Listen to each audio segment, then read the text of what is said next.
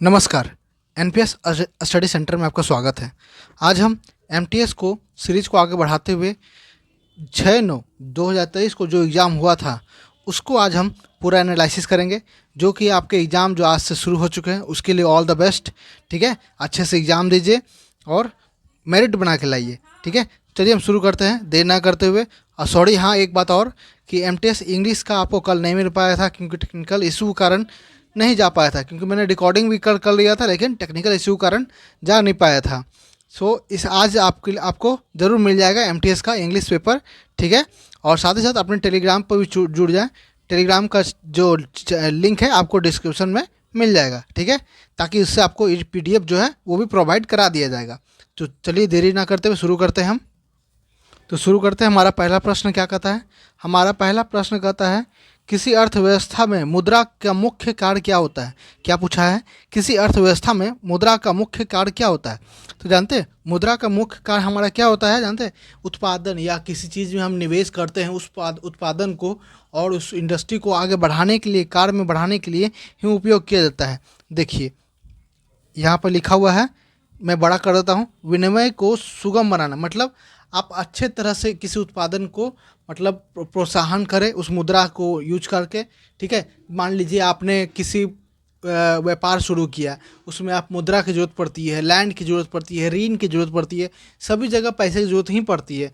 ताकि आप उस पैसे को अच्छे से यूटिलाइज करके आप अपने उस व्यापार को अच्छे से ही आगे चला सके, आगे बढ़ा सके, आगे सफल करा सके। ठीक है, तो यही है इसका मतलब है कि अर्थव्यवस्था की मुद्रा को मुख्य कार्य क्या है? तो विनिमय को सुगम बनाना मतलब सरल बनाना। ठीक है, आगे बढ़ते हैं।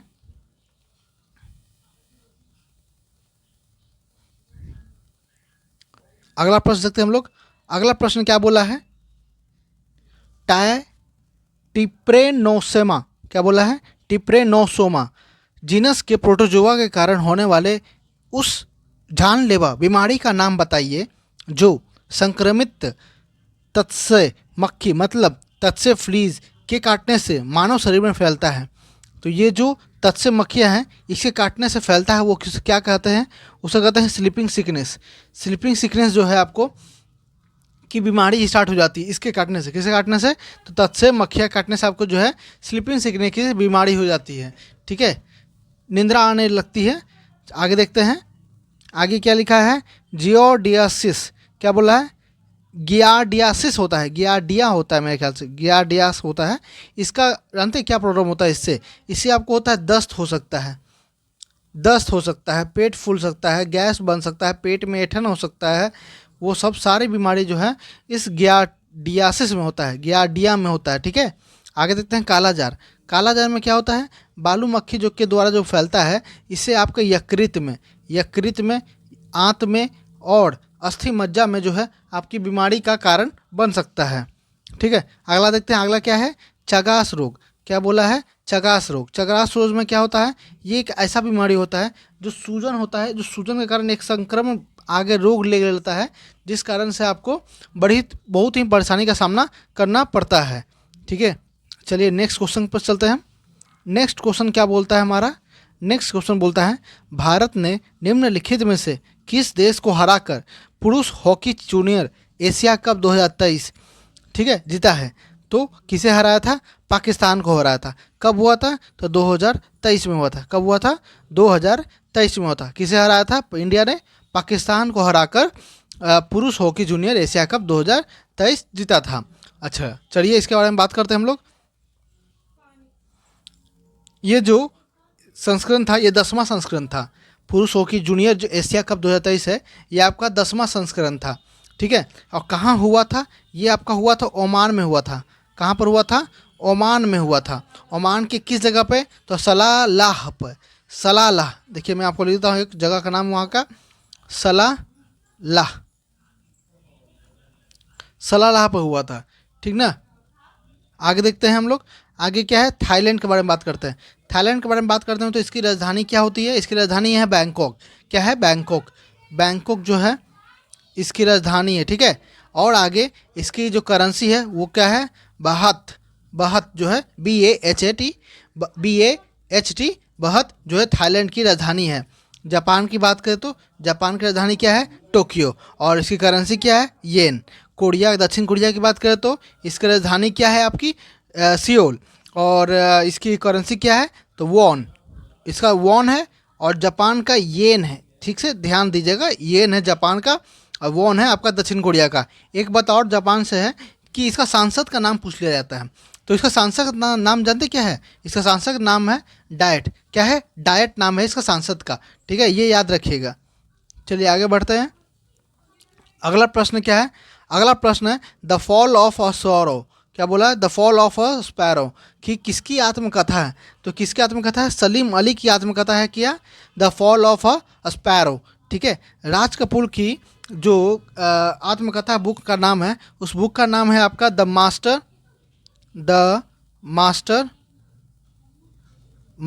At work, the master at work, यह है राज कपूर का है। ठीक है, आत्मकथा।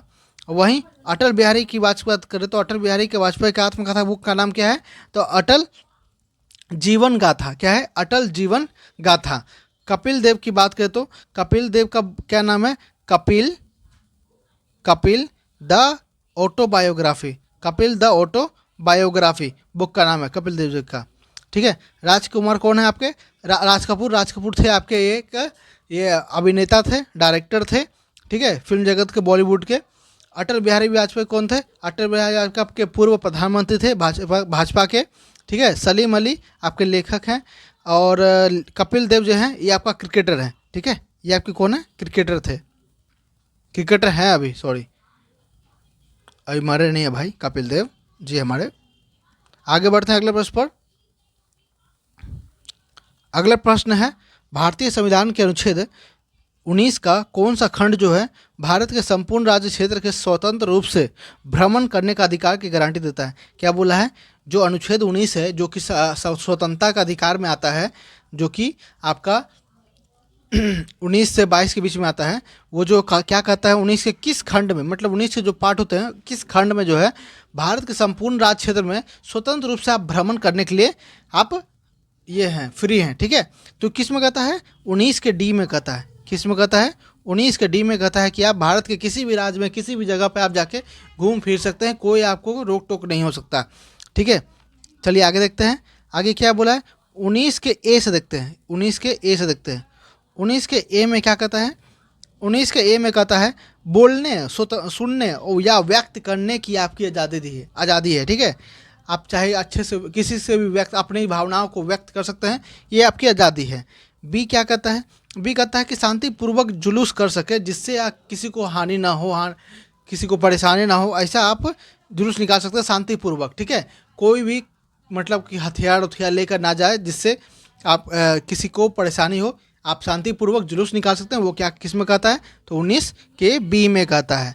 ठीक है, अगला देखते हैं, तो अगला 19 का सी में क्या कहता है, 19 का सी में क्या कहता है, 19 का सी में कहता है कि कहीं भी आप किसी भी चीज़ को प्रतिबंध लगा सकते हैं, जहाँ पर अगर प्रतिबंध इसलिए लगा सकते हैं क्योंकि उसके कारण कि मान लीजिए आप जुलूस निकाल रहे हैं, तो जुलूस निकाल रहे हैं तो आप हथियार लेके जा रहे हैं, तो हो सकता है कि आप हथियार लेके जा रहे हैं तो किसी को परेशान कर सकते हैं, शांति भंग हो सकती है। जब शांति भंग होगी तो आप पर प्रतिबंध लगा दिया जाएगा। इसके कारण है जब आप किसी चीज़ को शांति को अशांति में कन्वर्ट कर रहे हैं तो आप पर प्रतिबंध लगाया जा सकता है। तो किस में कहता है, 19 के सी में कहता है। ठीक है, चलिए अगले प्रश्न चलते हैं। अगला प्रश्न क्या कहता है, किस स्थान पर आयोजित की गई कांग्रेस अधिवेशन में दादा भाई नौरोजी ने स्वराज शब्द का सर्वप्रथम उपयोग किया था। तो कब किया था, कोलकाता में किया था। कहाँ के कब कहाँ किया था, कोलकाता में किया। कब किया था, तो कब किया था, 1906 में किया था। कब किया था, 1906 में किया था। ठीक है, 1906 में किया था आपके दादा भाई नौरोजी ने स्वराज शब्द का पहली बार वर्णन किए थे। ठीक है ना, उसमें इनके कांग्रेस के जो अध्यक्ष थे वे दादा भाई नौरोजी ही थे। ठीक है, दादा भाई नौरोजी ही थे। अब चलिए एक एक करके देखते हैं।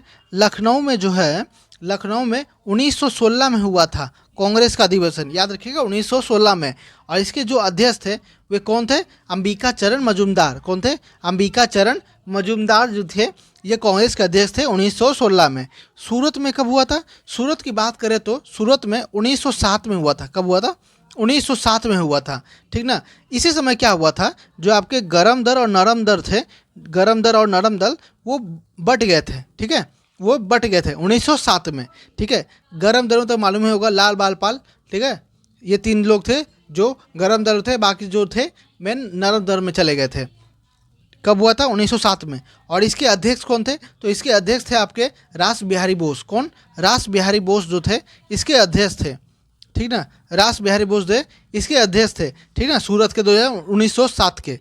आगे बढ़ते हैं, अगला देखते हैं मद्रास के बारे में देखते हैं। तो मद्रास के कब हुआ था? तो 1927 में हुआ था। कब हुआ था? 1927 की बात करें तो इसके जो अध्यक्ष थे, इसके अध्यक्ष कौन थे?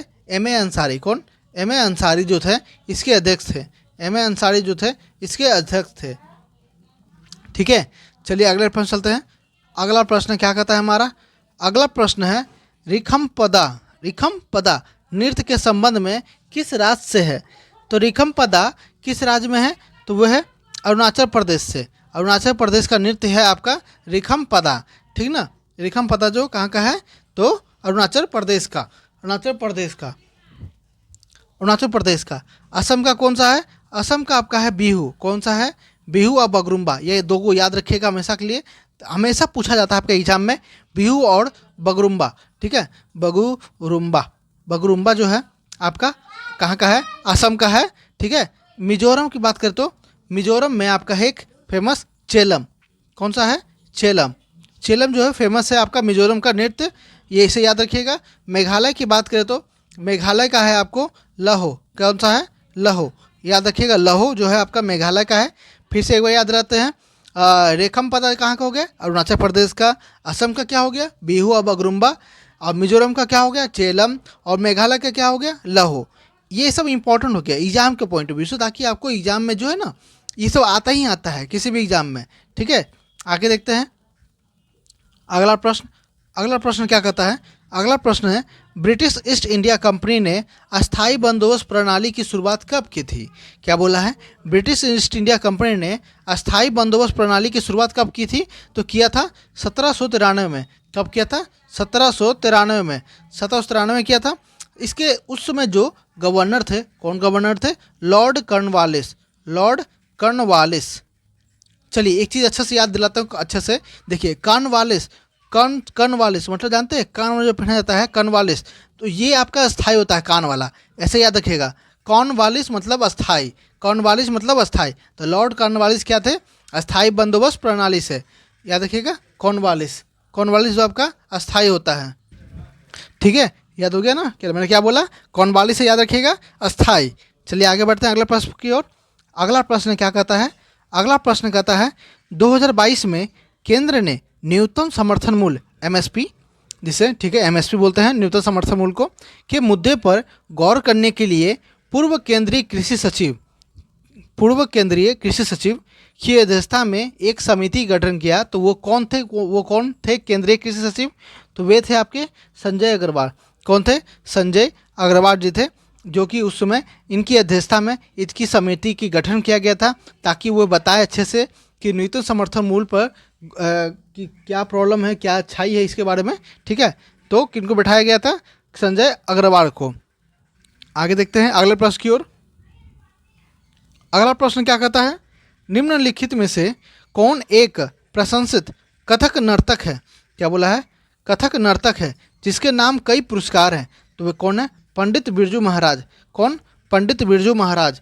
पंडित बिरजू महाराज जी थे, जो कि कथक से रिलेटेड है आपके, ठीक ना। और कथक कहाँ का है? तो ये आपका यूपी या उत्तर प्रदेश, या उत्तर भारत का ही होता है आपका कथक। आगे देखते हैं। तो उस्ताद बिस्मिल्लाह खान ये कौन थे? ये थे आपके शहनाई से रिलेटेड है। किससे रिलेटेड है? शहनाई से रिलेटेड है। शहनाई बजाते थे। उस्ताद अल्लाह रखा, उस्ताद अल्लाह रखा ये क्या बजाते थे? ये तबला बजाते थे। क्या बजाते थे? तबला बजाते थे, ठीक ना। पंडित शिव कुमार शर्मा, पंडित शिव कुमार शर्मा क्या बजाते थे? तो ये आपके संतूर प्लेयर थे, संतूर बाजक थे, संतूर बाजक थे जो संतूर बजाते थे, ठीक ना। संतूर बाजक थे आपके कौन? पंडित शिव कुमार शर्मा। चलिए आगे देखते हैं। अगला प्रश्न है आपका, भारत में दूसरी बार एशियाई खेलों का आयोजन कब किया गया था? क्या बोला है? भारत में दूसरी बार एशियाई खेलों का आयोजन कब किया गया था? तो आपका किया गया था 1982 में। कब? 1982 में किया गया था, दूसरी बार एशियाई खेलों का आयोजन किया गया था कब? तो 1982 में। अगर पहली बार पूछा जाए तो पहली बार कब हुआ था आपका? 1951 में। कब हुआ था? 1951 हुआ था। कहाँ हुआ था? दिल्ली में ही किया गया था। सेकेंड बार भी आपका दिल्ली में ही ये आयोजन किया गया है, ठीक ना, एशियाई खेलों का आयोजन। चलिए आगे देखते हैं अगले प्रश्न की ओर। अगला प्रश्न क्या कहता है? अगला प्रश्न है आपका, पिंजर एक उपन्यास है। पिंजर एक उपन्यास है, तो किसका उपन्यास है पिंजर? ये आपका है अमृता प्रीतम का। किसका है? अमृता प्रीतम का है, जो कि एक उपन्यास है, फेमस उपन्यास है इनका, अमृता प्रीतम जी का पिंजर, ठीक है। अनीता देसाई की बात करें तो अनीता देसाई की सबसे प्रसिद्ध है तो वह है इन कस्टडी। इन कस्टडी, इन कस्टडी जो है आपका, ये है आपका अनीता देसाई का, अनीता देसाई जी का है, जो आपका उपन्यास है इन कस्टडी, ठीक है। किरण देसाई की बात करें तो किरण देसाई का है, फेमस है द इनहेरिटेंस ऑफ लॉस। क्या बोले हैं? The inheritance of loss. लिख दे क्या? The inheritance of loss. हाथ से ही लिखना पड़ता है भाई, पेन अभी आया नहीं, ऑर्डर कर चुका हूँ, लेकिन हाथ से लिखना इसलिए थोड़ा सा राइटिंग का गड़बड़ होता है, ठीक है। आगे देखते हैं हम लोग। वर्ड पर जाइएगा, लिखने का टेंशन नहीं है, जो मैं बोल रहा हूँ बस सुनते रहिएगा। कमला दास, कमला दास का है मैंने इनका उपन्यास एक माई स्टोरी। क्या है? My story. माई स्टोरी जो है इनका एक फेमस उपन्यास है, ठीक ना, कमला दास जी का। अगला प्रश्न देखते हैं। हमारा अगला प्रश्न क्या कहता है? हमारा अगला प्रश्न कहता है, जॉन डाल्टन ने 1808 में रासायनिक अभिक्रियाओं को समझाने के लिए कौन सा सिद्धांत जो है प्रकाशित किया था? तो कौन सा सिद्धांत प्रकाशित किया था? तो परमाणु सिद्धांत को जो है उन्होंने प्रकाशित किया था। तो कौन किया था? जॉन डाल्टन ने किया था। कब किया था? 1808 में किया था। किसने किया था? जॉन डाल्टन ने। कब किया था? 1808 में। ये तीनों अच्छे से देख लीजिएगा, ठीक है। आगे देखते हैं। अगला प्रश्न क्या कहता है? निम्नलिखित में से संतूर नामक संगीत वाद्य यंत्र के प्रसिद्ध वादक कौन थे? तो वो कौन थे? पंडित शिव कुमार शर्मा। कौन? पंडित शिव कुमार शर्मा जी थे, जो संतूर नामक संगीत वाद्य यंत्र जो है बजाते हैं, ठीक है। आगे देखते हैं। आगे क्या लिखा है? पंडित कुमार गंधर्व। पंडित कुमार गंधर्व जी थे, ये आपके जो है सिंगर हैं। कौन है? सिंगर है, ठीक है, लोकनायक सिंगर है। आगे है पंडित हरिप्रसाद चौरसिया। ये क्या करते हैं? तो ये है आपका फ्लूट बजाते हैं। क्या बजाते हैं? फ्लूट बजाते हैं, या बांसुरी जिसे बोलते हैं हम लोग, बांसुरी बजाते हैं, ठीक है। पंडित रविशंकर बजाते क्या करते हैं? तो ये आपके हैं सितार बाजक। क्या है? सितार बाजक है। सितार बाजक जो है आपके बजाते हैं, ठीक है। चलिए अगले प्रश्न चलते हैं। अगला प्रश्न क्या कहता है हमारा? हमारा अगला प्रश्न क्या कहता है? हमारा अगला प्रश्न कहता है, किस संगीतकार के संबंध बांसुरी से है? आज लगता है कि सिर्फ संगीत से ही पूरा पूछा गया है क्वेश्चन, देख रहे होंगे आप भी। चलिए देखते हैं हम लोग आगे, इसको बढ़ाते हैं। क्या कहता है? किस भारतीय संगीतकार का संबंध बांसुरी से है? तो किसका है? पंडित हरिप्रसाद चौरसिया जी का जो संबंध है वह बांसुरी बजाते हैं। क्या बजाते हैं? बांसुरी बजाते हैं। और आगे देखते हैं। उस्ताद अल्लाह रखा, मैंने अभी आपको ऊपर बताया था, ये क्या करते हैं? ये तबला बजाते हैं। क्या बजाते हैं? तबला बजाते हैं। उस्ताद जाकिर हुसैन, ये क्या करते हैं? ये आपके जो है तबला बजाते हैं। ये भी क्या बजाते हैं? तबला बजाते हैं। पंडित रविशंकर, मैंने अभी क्या बताया इनके बारे में? तो ये जो है आपके सितार बाजक है। क्या है? सितार बजाते हैं। क्या करते हैं? सितार बजाते हैं, ठीक है। अगले प्रश्न चलते हैं। अगला प्रश्न क्या कहता है हमारा? अगला प्रश्न कहता है, वैश्विक बहुआयामी गरीबी सूचकांक 2022 के अनुसार निम्नलिखित में से कौन सा राज्य 10 सबसे गरीब राज्यों में शामिल नहीं है? क्या बोला है? बहुआयामी गरीबी सूचकांक 2022 के बारे में, ठीक ना। तो कौन जो है 10 सबसे गरीब राज्यों में शामिल नहीं है? तो गुजरात जो है आपका 10 सबसे गरीब राज्यों में शामिल नहीं है। सबसे निचला की बात करें तो वे बिहार, झारखंड, यूपी, उड़ीसा, असम सब आते हैं, ठीक है। लेकिन गुजरात इसमें टॉप 10 से बाहर में आता है, ठीक है। अगर 2024 की बात करें, 2024 में भी बिहार अभी भी सबसे गरीबी रेखा के नीचे आता है, सबसे गरीबी में आता है, ठीक है। उसके बाद आता है अभी भी उत्तर प्रदेश, उड़ीसा, झारखंड, असम, ये सभी राज्य यहाँ अभी भी गरीबी रेखा में ही आते हैं, ठीक है। आगे बढ़ते हैं। अगला प्रश्न क्या कहता है? अगला प्रश्न है, कौन सी, क्या बोला है, डैश कौन सी काली मिट्टी वाले क्षेत्र जो है ढक्कन उद्भेदन मतलब डेक्कन ट्रैप के नाम से जाना जाता है? तो उसे क्या कहते हैं? प्रायद्वीपीय पठार। क्या बोलते हैं? प्रायद्वीपीय पठार। अब प्रायद्वीपीय पठार मतलब होता क्या है? देखिए, पहली बात तो हमारा भारत जो है प्रायद्वीपीय देश है। प्रायद्वीपीय देश मतलब होता क्या है? जो कि तीनों तरफ पानी से घेरा हुआ हो। देखिए, इस साइड में आपका बंगाल की खाड़ी हो गया, नीचे हिंद महासागर हो गया, इधर आपका अरब सागर हो गया, उसके बाद जो है आपका इंडिया बीच में पड़ता है। तो ये आपका जो है इंडिया आपका बीच में आता है। ठीक है, इंडिया जब बीच में आता है तो ये आपका क्या कहलाता है? ये आपका कहलाता है प्रायद्वीपीय पठार। प्रायद्वीपीय पठार। अब देखिए, सॉरी, प्रायद्वीपीय देश, प्रायद्वीपीय देश कहलाता है। अब देखिए इसमें क्या कहता हूँ मैं, आगे आगे अच्छे से देखते जाइएगा। यहाँ देखिएगा, ये जो आपका है ये आपका अरावली की पर्वत है। ठीक है, ये आपकी अरावली की पर्वत है। यहाँ जो पड़ता है आपका राजमहल की पहाड़ी पड़ता है। कहाँ पड़ता है राजमहल की पहाड़ी? ये आपका पड़ता है एकदम झारखंड के पास। ठीक है, झारखंड के पास पड़ता है। ऊपर देखिएगा आपका, और देखते नीचे, नीचे कार्डमम की पहाड़ी है। यहाँ कार्डमम की पहाड़ी एकदम जो कि चेन्नई के आसपास पड़ता है। चेन्नई हो गया, केरला हो गया। कार्डमम मतलब इलायची होता है, पहाड़ी है। यही तीनों को मिलाकर जो है इसे कहते हैं प्रायद्वीपीय पठार। एकदम देख रहे हैं, ये भी आपका बन रहा है, इसी के बीच में बनता है आपका, ये होता है प्रायद्वीपीय पठार। ठीक है, और आगे देखते हैं, आगे क्या बोला है? हिमालय पर्वत। हिमालय पर्वत जानते ही होंगे आप, नंगा पर्वत होते हुए, नंगा पर्वत से शुरू होता है जो कि चीन तिब्बत तक है जो फैला हुआ है। ठीक है, कौन सा? हिमालय। यहाँ से देखिए, यहाँ से जो है, यहाँ इंडिया हो गया इस तरह के, थोड़ी गलती मैप अच्छा से नहीं है, लेकिन इस तरह से ये आपका हिमालय के पर्वत है। इस तरह से बनते हुए नेपाल से होते हुए, तिब्बत से होते हुए ये आगे तक फैला हुआ है। यही आपका हिमालय पर्वत है। ठीक है, चलिए आगे देखते हैं। अगला प्रश्न क्या कहता है? अगला प्रश्न पूछता है, मृदा विज्ञान के क्षेत्र में ह्यूमस को क्या माना जाता है? क्या बोला है? मृदा विज्ञान के क्षेत्र में ह्यूमस को क्या माना जाता है? तो ह्यूमस को क्या माना जाता है? तो वो माना जाता है मृदा के क्षयमान कार्बनिक पदार्थ। कार्बनिक क्षयमान कार्बनिक पदार्थ मतलब होता क्या है? जैसे कोई जीवित हो या कोई मृत पशु हो, उससे कोई वनस्पति तैयार हो, पदार्थ हो, बन जाते हैं, तो उससे क्या होते हैं? कार्बनिक पदार्थ हो जाते हैं। तभी तो आप देखते हैं किसी चीज़ का अगर उम्र का पता लगाना हो तो उससे पता कैसे चलता है? कार्बन डेटिंग से पता चलता है। ठीक है, तो कार्बनिक पदार्थ होते हैं। वैसे मृदा जिसमें जीवित या कोई मृत पशु जो है वनस्पति बन चुके हैं। ठीक है, आगे देखते हैं अगला प्रश्न की ओर। अगला प्रश्न क्या कहता है हमारा? अगला प्रश्न कहता है, निम्नलिखित में से सरकारी बजट में राजस्व व्यय का उदाहरण कौन सा है? क्या बोला है? सरकारी बजट में राजस्व व्यय का उदाहरण कौन सा है? राजस्व व्यय मतलब वो क्या है कि जब आपके पास 100 रुपया है, आप उसमें से आप 50 रुपया किसी को दे रहे हैं, अभी मालूम है कि लेकिन वो पैसा आपके पास वापस आने वाला नहीं है, तो वो आपका क्या कहलाएगा? व्यय कहलाएगा, मतलब खर्चा कहलाएगा। लेकिन कहीं आप पैसा लगाते हैं 20 रुपया 30 रुपया, लेकिन आपको मालूम है वो पैसा वापस लौट के आएगा, लेकिन वो व्यय में आता है, लेकिन पूरी तरह से व्यय में नहीं आता है। ये याद रखिएगा, लौट के आएगा पैसा, या प्रॉफिट से होकर आएगा, लेकिन आएगा जरूर।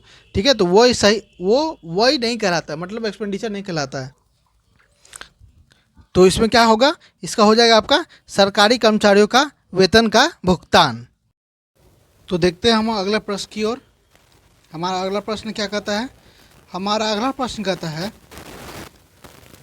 कौन से राज्य में मनाए जाने वाले प्रमुख त्योहारों में से एम दम में फी यानी पूर्वजों की पूजा का त्यौहार है? एम दम में फी, याद रखिएगा, ये इस बार सीजीएल में भी जरूर पूछा गया है। ठीक ना, सीजीएल का ही पूछा गया है इस बार का। इस प्री में 19 तारीख को डेट में पूछा गया था कि किस राज्य में ये जो त्यौहार है एम में दम में फी जो है ये मनाया जाता है आपका असम में। कहाँ मनाया जाता है? असम में मनाया जाता है। ठीक है, चलिए आगे देखते हैं हम लोग। नागालैंड में, नागालैंड का जो प्रमुख त्यौहार है वह कौन सा है? नागालैंड का प्रमुख त्यौहार है आपका आओलिंग। क्या है? आओलिंग जो है इसका प्रमुख त्यौहार है। ठीक है, आओलिंग और एओलिंग इसी तरह का नाम है, एओलिंग और आओलिंग। ठीक है, मेघालय की बात करते हैं तो मेघालय का जो त्यौहार है प्रमुख वह है आपका गारो वांगला। क्या है? गारो वांगला। गारो वांगला जो है प्रमुख त्यौहार है आपका मेघालय का। और कौन सा एक त्यौहार है? एक त्यौहार है आपका नहीं, अच्छा ठीक है, याद नहीं आ रहा मणिपुर मेघालय का। मणिपुर को देखते हैं, तो मणिपुर का है आपका लाई हरोबा। लाई हरोबा, लाई हरोबा, लाई हरोबा जो है आपका मणिपुर का एक प्रमुख त्यौहार है। ठीक है, अगले प्रश्न की ओर चलते हैं। अगला प्रश्न क्या कहता है? अगला प्रश्न है आपका, भारत के राष्ट्रपति ने 2023 में सना थोईबा शर्मा को किस क्षेत्र में, क्या बोला है, किस क्षेत्र में उनकी विशिष्ट सेवा के लिए पद्म श्री का पुरस्कार से सम्मानित किया है? तो वे थे थांगता से। किससे? थांगता से हैं, जो कि उन्हें जो नाम है थांगता को क्षेत्र में सेवा के लिए पद्मश्री पुरस्कार दिया गया है। कब? तो 2023 में दिया गया है। चलिए ठीक है, आगे बढ़ते हैं अगले प्रश्न की ओर। अगला प्रश्न क्या कहता है? फसलों का कौन सा समूह जो है रेशेदार फसलों से संबंधित है? क्या बोला है? फसलों का कौन सा समूह जो है रेशेदार फसलों से संबंधित है, जो कि भारत में बड़े पैमाने पर उत्पादित किया जाता है? तो वो कौन सा है आपका? जूट और भांग जो है एक ऐसा फसल है जो कि बहुत ही रेशेदार होता है। ठीक ना, अब इसका जो उत्पादन होता है ना, भारत में सबसे ज़्यादा होता है। ठीक है, चलिए आगे देखते हैं अगले प्रश्न की ओर। अगला प्रश्न क्या है?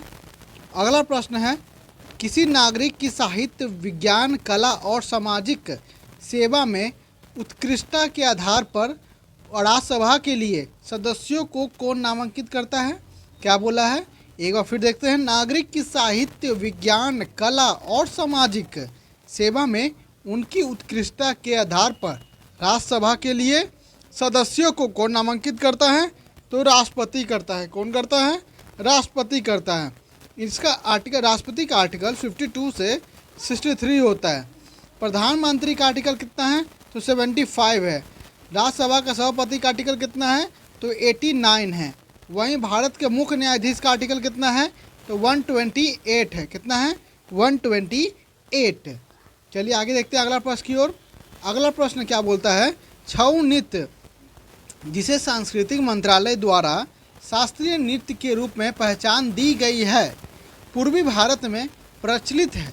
इसके 3 अलग अलग रूप हैं। निम्नलिखित में से कौन सा उनमें से एक नहीं है? छऊ जो है अब आपका शास्त्रीय नृत्य के रूप में पहचान दे दी गई है, लेकिन अभी तक आधिकारिक रूप से इसे हुआ नहीं है, लेकिन दे दिया गया है। जल्द ही ये आपका आधिकारिक रूप से भी हो जाएगा। ठीक है, तो छऊ नृत्य जो है ना आपका झारखंड, उड़ीसा, पश्चिम बंगाल और बिहार के राज्यों में मनाया जाता है, लेकिन सबसे ज़्यादा छऊ की अगर बात करें तो वो आपका झारखंड में होता है। ठीक है, तो इसमें से छत्तीसगढ़ जो है ये छऊ का नहीं होता है। ठीक है, छत्तीसगढ़ का मरवाड़ी छऊ जो ये अलग है, ये नहीं है। झारखंड का सरायकेला छऊ ये सही है। उड़ीसा के मयूरभंज छऊ ये भी सही है। पश्चिम बंगाल का पुलरिया छऊ ये भी सही है, लेकिन छत्तीसगढ़ का मलवारी छऊ जो है ये सही नहीं है। आगे देखते हैं अगला प्रश्न, लास्ट प्रश्न देखते हैं क्या बोला है। Who among the following design the India Gate? कहना क्या चाह रहा है? तो यह कह रहा है कि इंडिया गेट को डिजाइन किसने किया था, मतलब स्ट्रक्चर किसने बनाया था? तो बनाया किसने था? एडविन लुटियंस ने इसका स्ट्रक्चर बनाया था। किसका? इंडिया गेट का। इंडिया गेट कहाँ है? इंडिया गेट आपका पड़ता है कहाँ पर? तो इंडिया गेट पड़ता है आपका दिल्ली में। कहाँ पड़ता है? दिल्ली में पड़ता है। ठीक है, दिल्ली में पड़ता है आपका इंडिया गेट। तो आज हमारा 25 क्वेश्चन यहीं तक रहता है। ठीक है, 25 क्वेश्चन को मैंने पूरा करा दिया है आपका। तब तक मैं रिकॉर्ड कर रहा हूँ, तब तक आपका जो है इंग्लिश का वीडियो जो है अपलोड हो गया होगा। आप उसे ज़रूर चेकआउट कर ले, और हाँ, हमारे टेलीग्राम से भी ज़रूर जुड़ जाए। ठीक है, तो मिलते हैं अगले नेक्स्ट वीडियो में। धन्यवाद।